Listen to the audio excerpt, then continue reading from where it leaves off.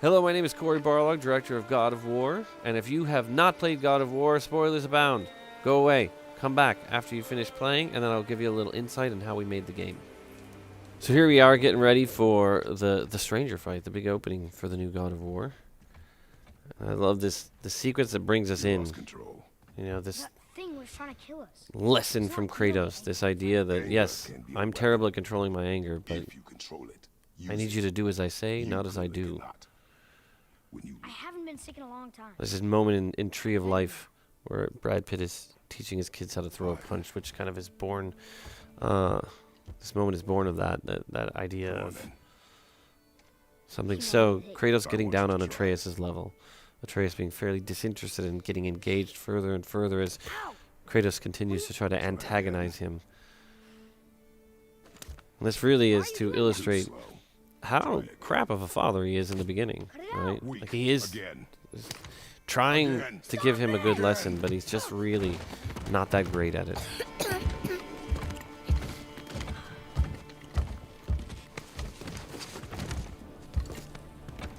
Your anger. And this was another sequence where the lighting did not come online until very late, and I was so worried.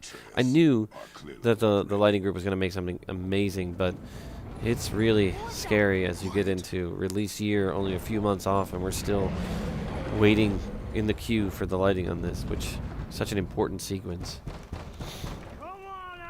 The stranger arrives. No use hiding anymore. This is a hard character to cast. We took a long time trying to find the right person for this, and I was looking everywhere, high and low, to find somebody that was going to come in and really make a choice, you know. And I was using the example in a lot of the auditions with everybody of saying, you know, I want something similar to the choice that Benicio del Toro made in Usual Suspects.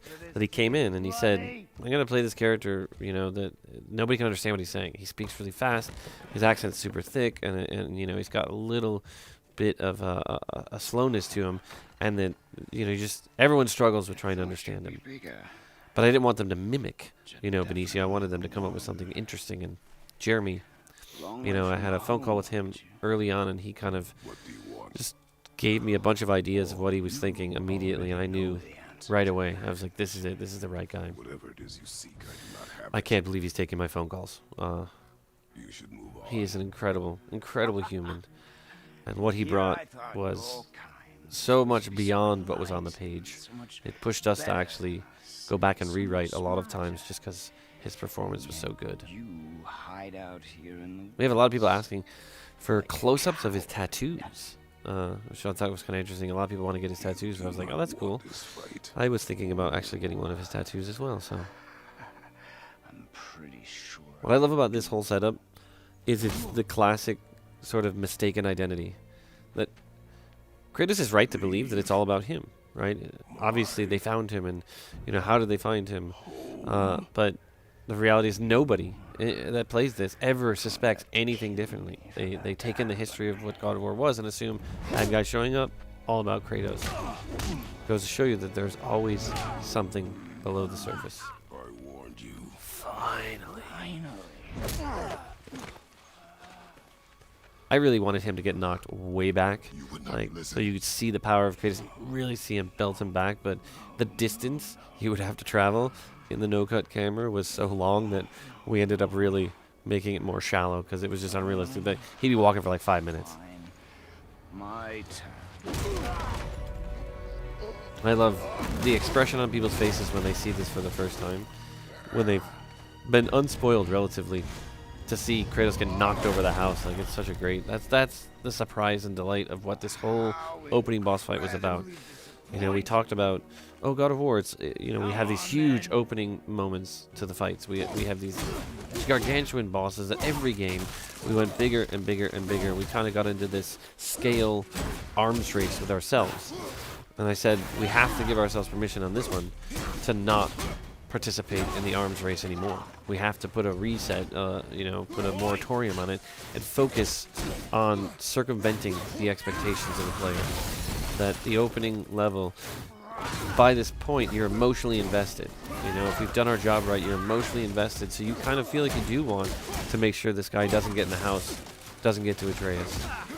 But then as it escalates, and escalates, you're sort of taken aback. Like, really? Is it still going? Like, the feedback we kept getting, and we were still looking for the right length.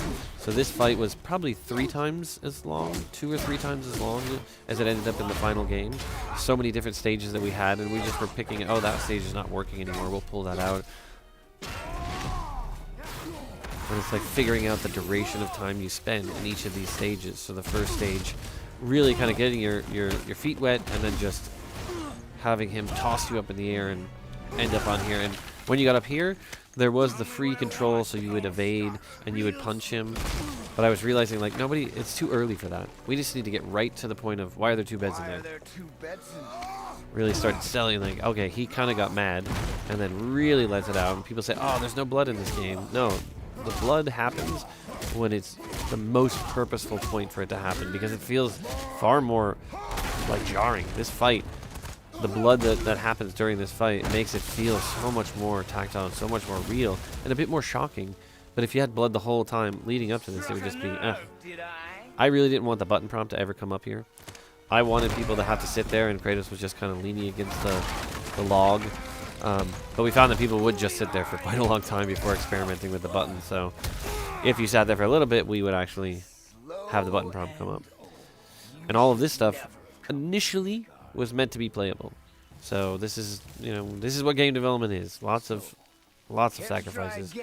That the fight was so long and we just took so long to do it, that this whole thing was supposed to be Kratos throwing the punches, you kind of like responding to the punches, but just ran out of time to be able to do all of the fail states for every one of these moments, that we had to start scaling everything back, tossing things overboard. And I think in the end it actually worked really good for the pacing. Because that first moment of rage sparked by the fact that his son was put into jeopardy, and that sort of sets the tone for the rest of the game, something we even call back to at the end of the game. Let's find out. I wonder what's on that mural behind them. Interesting. Nobody yet has seen that, and I think that's pretty cool.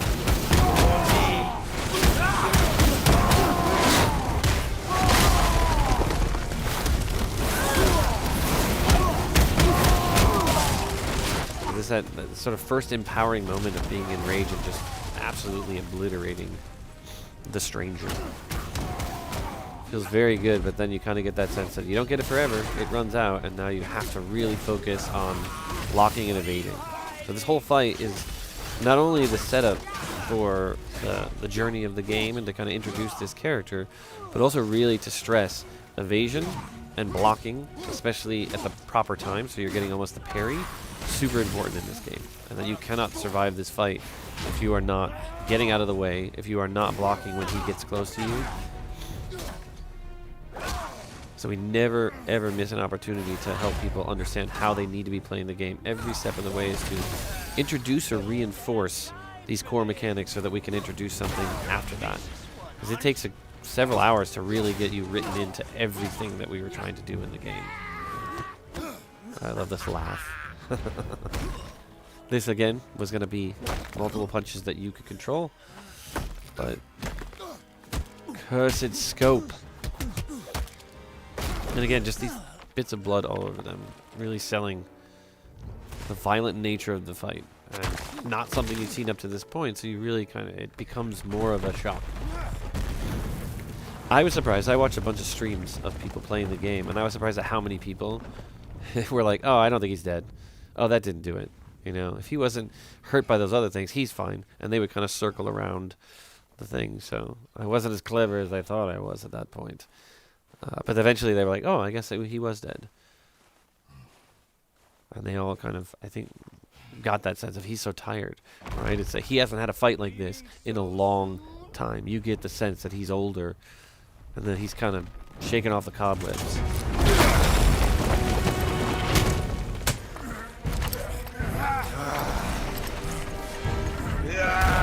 When Odin sent me here, I just This idea of they're going to be so strong, they're going to dig in so much that pressing against each other is going to split the ground, and every part of the level is going to fall off. I remember when I first talked to people about this, and there was just this idea of like, yeah, that's never going to happen. And, you know, everybody kind of made it bigger than I thought. Like, I suggested something, and I think they took it and went 1,000 steps further and just made it amazing. And our Breakables team is just astounding with the sheer volume. As I said, one of the big things about this fight is going to be the destruction of the environment. You're just going to break everything. You know, you're going to literally create a path out to go on your journey because you will split the earth open. You'll get knocked up in the air, get thrown down in the crevasse. Trees breaking everywhere, rocks shattering all over the place. This fight is pointless. Your struggle is pointless. It didn't have to be this way. So KRATOS is just utterly covered in blood. And this, interesting, everybody started their theorizing right here when he said, I'm not like my brother. So, watching people play, oh, not like my brother, I wonder who that is, his brother. Interestingly, nobody guessed correctly who he was. Several people were utterly convinced this was Loki, and that his brother was Thor. And I think that's partially because of, you know, just pop culture, you know, understanding of Norse mythology is, we know who Thor is, we know who Loki is from Marvel. Baldur basically is just that guy who has a gate in that old RPG.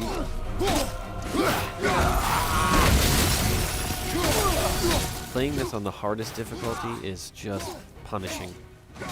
It took me a long time. I'm not ashamed to say that I broke a controller doing it. And I won't be going back and doing it again.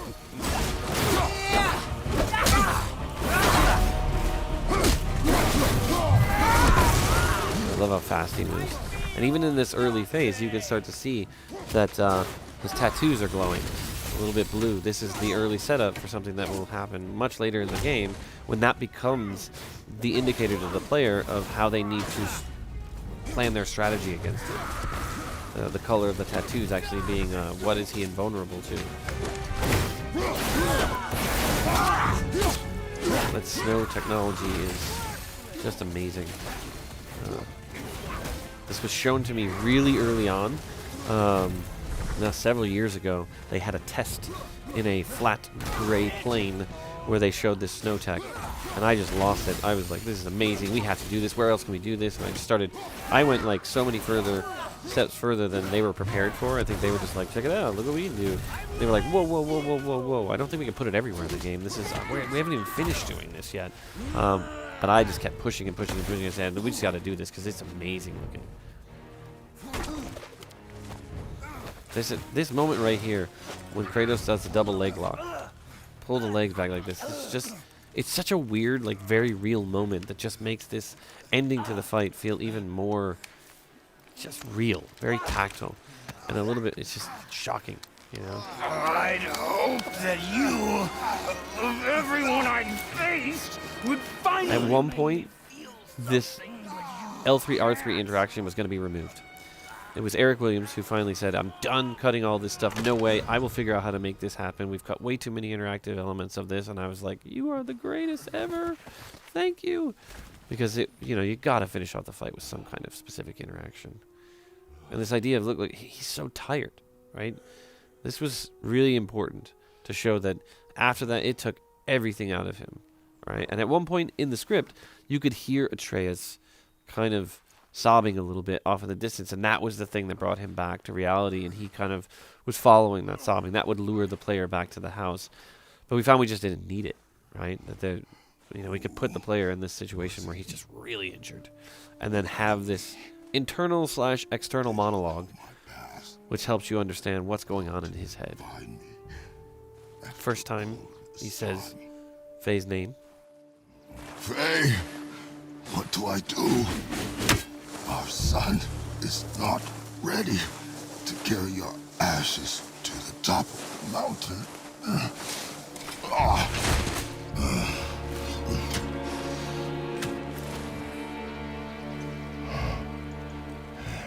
A little health healing right there. It's a nice little subtle indicator that at certain times he's able to will himself to heal. Which doesn't happen throughout the game. Only at the key moments we want to. I do not know how to do this without you. It's a great moment of vulnerability in which nobody else is around, but he's admitting how much he doesn't understand being a parent. But we cannot stay here.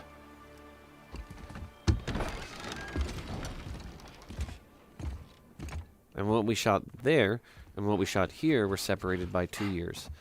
So you can see a slight difference in the gate because we had not connected everything back together, so everything was very separated. I thought... You're all right. I am all right. Come. Gather your things. We are leaving. Yep. Right there. I just showed everybody the Blades of Chaos. So, anybody who says that we're spraying anything on them, it was right there. Showing everything, all in the beginning. Prove me wrong.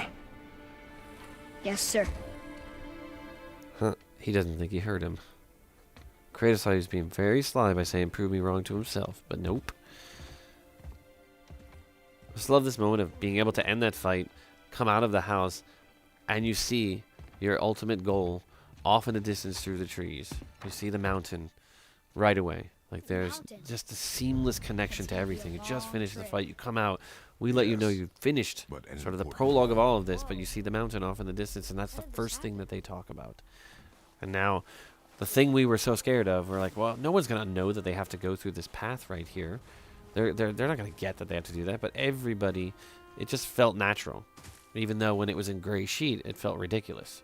So it's interesting how much art and the sense of place and really good lighting can all just kind of help sell something that without the context is perhaps a little bit ludicrous. I can acknowledge that. Did you kill him? And I love this moment. This is the first moment that he jumps on his back and, you know, watching people when they're streaming and have that like, oh, that's so cute, right? It becomes something you just do throughout the rest of the game, but I never realized how interesting of a moment it is the first time you experience it. Could have died. Never leave me alone again. All right? All right. So there you have it. A little look behind the curtain at the making of God of War. Thank you for watching.